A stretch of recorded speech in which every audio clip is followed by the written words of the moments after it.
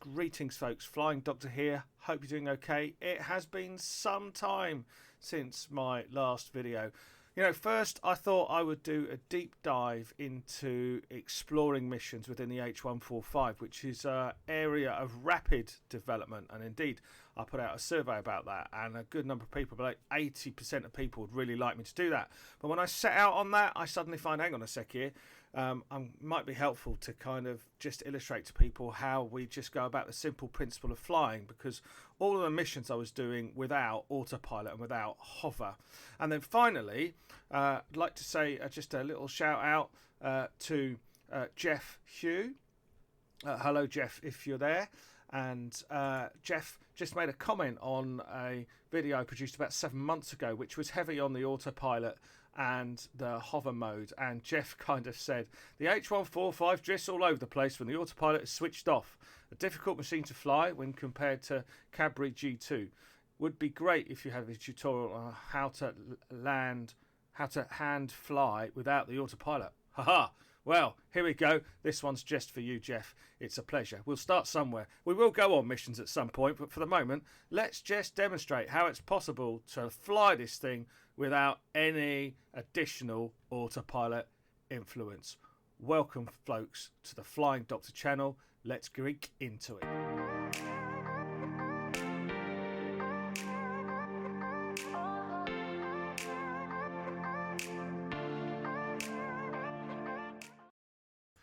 So the first thing I want to say, folks, is that if you haven't seen my previous video on the Hype Operations Center, then please do. This is absolutely vital to enabling you to update the simulator software as the designers go through various iterations of the helicopter. So there's no point in us talking about what's possible, is there, unless we're all singing off the same hymn sheet.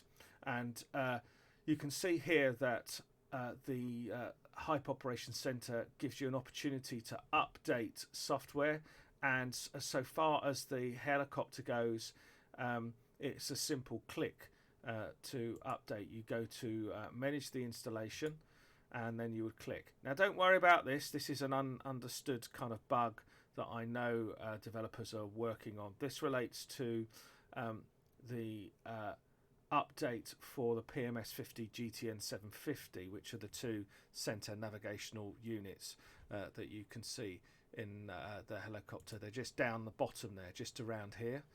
They're those units, so they relate to that. So don't need to worry about that here. But in terms of updating the helicopter itself, there's a simple update button that appears. Click on that and it'll do the rest. You need to do a manual update if you want to update the 750 software, but don't worry about that for the moment. We don't need to worry about that.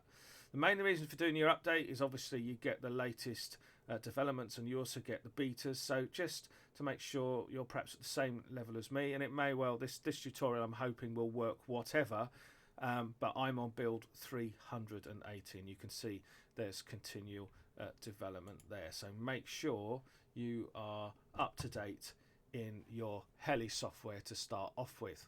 There we are, and I've chatted for a bit, and just to reassure you, look, there we are. We're still sat there. We're sat there perfectly still in the sky. I've not got any pause on, obviously. You can see some very slight movement. If you look kind of carefully, I can just about make some very slight movement out. And I am not using any autopilot whatsoever. This is me with no hands on the controls. And I've got a little bit of input on the throttle. And I've got a very, very, very slight increase in altitude that I'll just keep my eye on. So I'll just lower that slightly because I don't like things to be untidy, so we'll just drop that down a tiny little bit and then return it. The one place that I have had drift is with the altitude itself, but nothing major at all. Right, so we'll just hold that there, there we are, stay there. Anyway, okay, so yeah, I'm not mucking about with you. I'm not touching a thing. Okay, the other thing that I want to say is, yes, read the manual, or the manual's there, but I know that sometimes, you know, I'm quite happy to walk people through it, but I am giving you stuff today that's additional to the manual, because I would say that this was updated last in October, and this has come off the Hype Operation Center page. So there is a little bit of work to do in the manual, and I've got a couple of extra things to show you. But as we just flick through here, just going to highlight just some of the things that we are going to do. Okay, the first thing is that we're going to check our control settings, and just zoom in for you there, because we're looking for nice straight curves with our control settings. Or you've got to find that works for you, but start out with nice straight curves and reactivity settings left at 100%. Okay, so that's the first thing that I would say. Let's just move back, go back here in terms of our size, and then flick through. There we are. Can we get through to a page? There we go. Come on, come on. There we are. There we are. Okay, and then the next thing is, you can see we've got some recommended Microsoft Flight Simulator settings here that are easy to overlook. Make sure your camera shake is off. Make sure your online functionality is on. There is some assistant options that you need to be switching off, but what's not here in the manual is that there's a helicopter flight model for assistance, and I would recommend that you have those switched on if you haven't got them switched on already. Okay, so we'll just come out here, shall we, and just see. Oh, it's just playing for me. Come on, there we are, there we are, there we are. I can work you through the general options itself, but actually now this is a big one. Don't be too hard on yourself. Go to page 30 and you find this. Now this is massive, and in terms of when I've been flying missions, it's made me pay a heck of a lot more attention to what the wind is doing. So basically I say, if you start to see the long arrows appearing on the edge of your wind direction indicator, that's the time to start to get worried. If you see a triangle, I'm surprised you're still in the sky, because that's 50 knots. But suffice to say, just watch this, because the wind direction, particularly if it's variable, is going to cause you some problems. And so we'll look at that. And in fact, if you go back to the main sim here, you can see that despite I've lost a little bit of altitude, I've lost about 500 feet whilst I've been talking, because a slight adjustment, just a very slight adjustment. Okay, and we might gain a little bit there. But if you look just down here, right into the screen, actually I've got a bit of wind going on here that I should be wary about. Each long feather is 10 knots. Each short feather is 5 knots. So that's 15 knots of wind. You start to see 2 long and 1 short, and you're in 25 knots, and it will start to make a difference. And it particularly makes a difference in your landings as well. So just be aware about it. And if this is flitting them out all over the place, don't be surprised if you feel that you know, it's flying your helicopter is a bit like juggling, kind of, I don't know, juggling spaghetti, herding cats. Can't think of any other analogies, but you get my drift. So that I'm hoping that'll be helpful to you. So let's work through some of those changes, and I can just show you how to get to them. There's an additional change on the tablet that's really important that I need you to hang on for. So just stay with us for a while, and we will make sure we do all of that in one go. So here you are. I've just escaped out at the moment. Sim's running in the background, and we're going to first have a look at these control options, as you can see here. Microsoft Flight Simulator control setting. So let me just do that with you. Click on control options here, and they'll come out, and work your way to the options that you're using. Although I've got pedals here, I don't use pedals. I use the twist stick on my flight stick itself, my HOTAS stick. So I'm going to click on my HOTAS stick there, then I click on sensitivity. It will throw up the dialogues for me. Now what I'm going to do is reset these, and we'll probably get down to what they were originally, because they have been changed. And there we are. They were doing weird stuff originally. See, there we are. That's what they were like originally. So we reset those. Okay, so what do we need to do? Well, we need to bring them back to what we can see here on the right. Nice sort of straight lines, and use straight curves for all flight control. So okay, what do we need to do? Well, it's actually just down here. If you move your sensitivity sliders back to 0 for all of them. Oh, come on. You can see what I'm doing. That's 1, but we'll try and get our way to 0 here. Okay, and I won't bore you, but for all of these, bring them back to 0, including go down here and do this one as well. So I'll just do that in the background for you. So there we go. I've just paused it and then restarted it. They are all on 0 at the moment, and the reactivity is 100%, which is what it should be. Notice you've got a dead zone setting here. It doesn't actually say anything about dead zone. I haven't bothered to change this. That's obviously the region at which you make a movement and nothing will happen. So that's why they've got a kind of slight kink in the curve. I've not really found any major issues with me. Very much depends on your setup. Don't forget to click done, and don't forget to click apply and save at each time you set things up. Once you've applied and saved, you can go back with it, and then we are on to general options, camera. So here we are. Click on general options here. That will come up. Easiest thing to do to prevent yourself looking around, it's actually camera shake. If you have a look here on the manual, it's camera shake. So if you just type in camera, you should find it straight away, or just type in shake. Actually, it's a lot easier. Shake. If you can do it. Here we are. Shake. And I've got no results found. How can I? Oh, that's because I'm under graphics. Under camera, go to camera first, then type shake. There you go, camera shake. Make sure that's off rather than on. So there we go. I've switched it on, switched it off, and apply and save. I'm just applying and saving just to illustrate what you need to do. Then if we just jump back, we can see general options, data, online functionality on. Again, I'm hoping that this isn't new. I hope that there are new people using Microsoft Flight Simulator, so that and I hope this is helpful to people. But just a reminder. So I go to data, click on data here. Just have a look down here, and you want to make sure that you have online functionality is on. So I can switch it off there. I can switch it to on, and I'm going to apply and save. One of the things that we just need to make note of is that it can be tempting sometimes to turn the photogrammetry off, but as an aside, the reason why you might want to turn it off is particularly if you're working at high resolution, the photogrammetry can be absolutely awful, and you may well have packages in there, for example Orbix packages or Aerosoft other scenery designers add on scenery, and your photogrammetry can really muck that up, or the general look of it as it blends with your add-on scenery. But the main reason for keeping your photogrammetry switched on, it's not about steady flight, it's about the photogrammetry will give you an accurate view, messy though it might be, of say where a helipad is, the design on the concrete for a helipad. And if you turn the photogrammetry off, you can get two effects.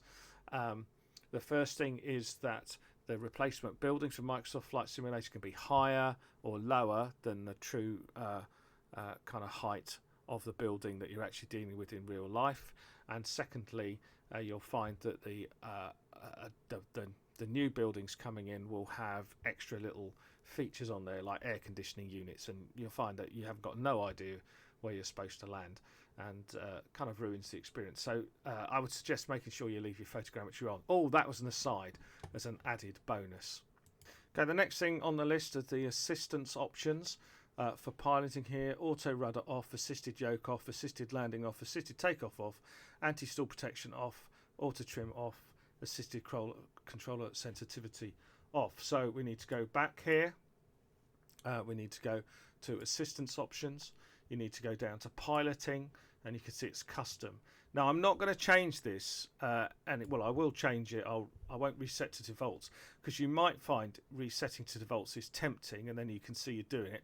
But what it'll also do is it will reset your other defaults up here, and that is a bit of a pain. When I did that, I found, for example, I was getting more notifications.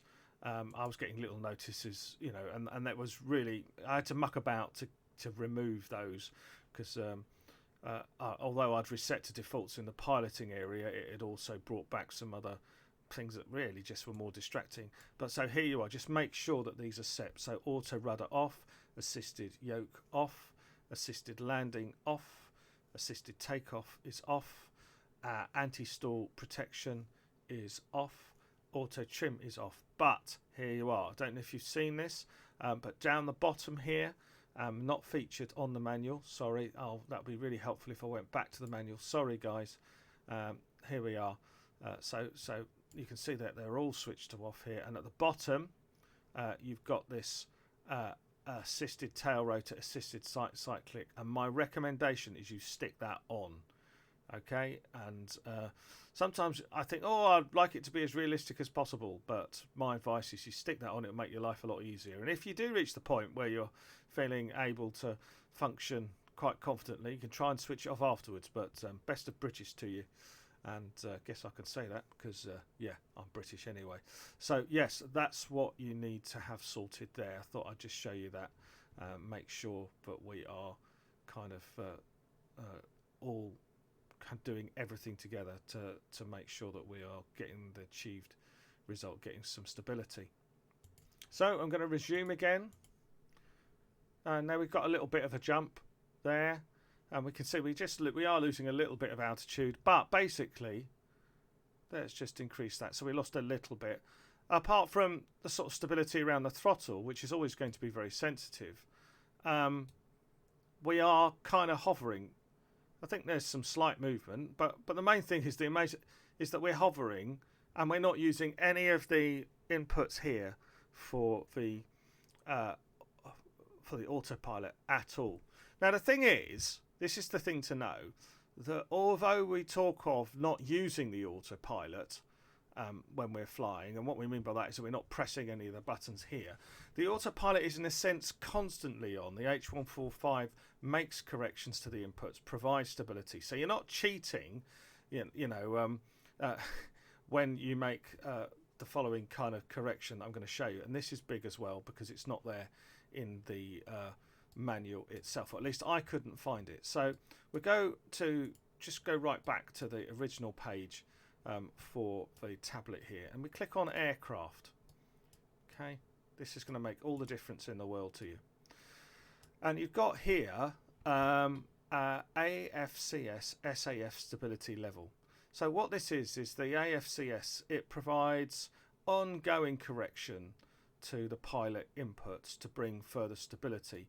And my suggestion to you is, if you've still got trouble with this, is to increase the stability level that the system is giving you. And I found last time, although I think it's at 6 at the moment, and it was on when I first loaded it up, it was on 0. You can have a lower stability, and you can have a higher stability as well. Now, the only reason you can work this out is to actually fly in it and see. But I actually found that if I put my stability setting up to 30, around about 30, I just got a more predictable flight. I didn't get it sort of jumping around as much. And so we're just going to go on a little flight now. And what I'm going to do is, all I'm going to do is just see how steady it is with as little input as possible. So there we are. I'm just increasing my height because I'm just fascinated with just around 1,000 feet. But I'm just going to lower the nose there. You can see how steady this is. There's no kickback there. Previously, without that stability, I would get a kind of kickback. Now, typically, as you pick up speed, you'll suddenly find, there it is, the nose drops anyway naturally. That's natural. But I am literally just touching the controls there, and I've not got my hand on the controls at all. Okay, not got my hands on the controls at all. I'm just pulling back a millimetre or two, keeping an eye and letting go, and it's perfectly stable. And sorry, that is the sim. That's not. I don't think that's the H145. And again, a roll to the right, little roll to the right. I'm holding that there. I'm not even holding the stick. I've just moved the stick to the right and I've let go. And I'll go and move the stick to the left as well. And you're finding that whereas I would get a kickback before, I'm not getting a kickback now. And it's giving me a kind of a feeling of flight that I would get in a fixed wing aircraft, where, and people tell me this, somebody was advising me before, you should be able to move the stick and just leave it, and until you give it another input, it doesn't really require much of you.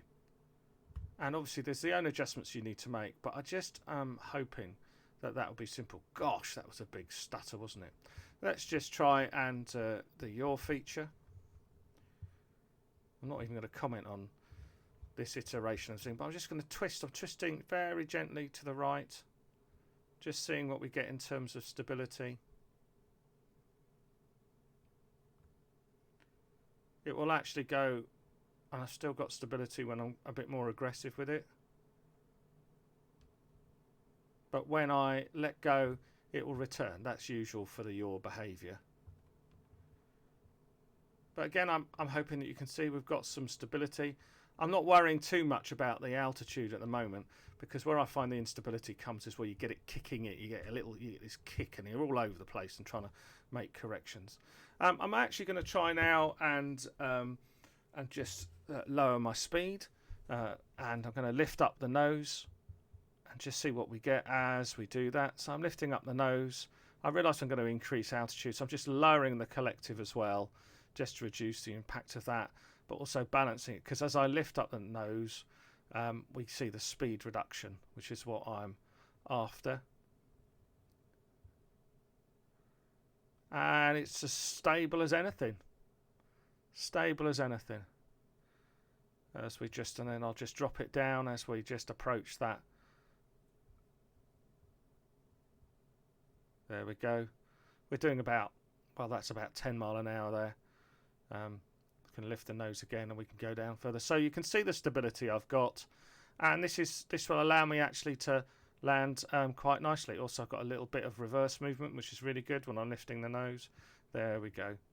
Okay, and then for example, I just had a little bit of vortex ring state. I don't want that. So we're going and decelerating quite quickly now. So, and that was far too much, but the point is I've got stability in it.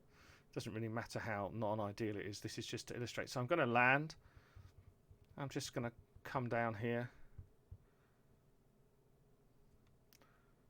I'm not particularly worried where I'm going to land, but I want to just illustrate the stability I have got. So I'm going to just, as I come down, I'm just going to pick an area, and I'm increasing the collective just to, I think I'm going to go for, oh, I don't know. I might be brave. I'm being brave here. I might just go the other side of those farmhouses there. So I'm just watching my speed. I'll just lift up a little bit. There was a little bit of a kick there, but I was expecting that. Just lowering down my speed. There we are, lifting the nose. I'm not particularly worried where I'm going to land. I just want to land. See how steady I've got things now. Reduce down the collective. Lift up the nose a little bit. Probably no my luck, I'll be landing on the flipping farmhouse, which will not be what I want. I will as well. Now let's turn and see where we are. I've just got so much more control, can you see? There we are. And this has sort of revolutionised things for me. Okay, we need to just push some power up quickly. There we go. And so you can just see I've just got much more stability now. I can do things now with a heli that I couldn't do before. There we are. And we'll just lower thing. I'm going to just look at this, just so how much control I've got, how much more control. So there's a landing here. Not sure how level it is. I'm near the ground. Again, lots more control. No need for any of the autopilot stuff. Just outside somebody's front door. You just may as well let it drop down here. And so yeah, I just hoping that you found that helpful. There we go, all the way down. Yeah, just hope you found that helpful, folks. So yeah, massive changes. It is possible, and I just yeah, have a great time flying and enjoying yourself. I hope those hints are useful, and I'm pleased that I'm really chuffed actually, because I think, as I say, I started off thinking, oh, we need to do missions, and I did look at some of the mission stuff, and there's a lot of work still going on with the missions to sort things out. And then I thought, well, actually, there's something about the principles of flight here, and I've always done autopilot. And then that question came in, and I thought, let's just show, because suddenly the sim's looking a lot more stable. So, folks, Take care, stay safe. It's great to join with you. Please do subscribe if you enjoy the channel. It means a heck of a lot to me. And yeah, maybe one day we'll get over that golden 1,000 subscribers and I can start justifying some of my investment in flight simulation equipment that my other half is very tolerant about. Take care, stay safe. It's been great to be with you.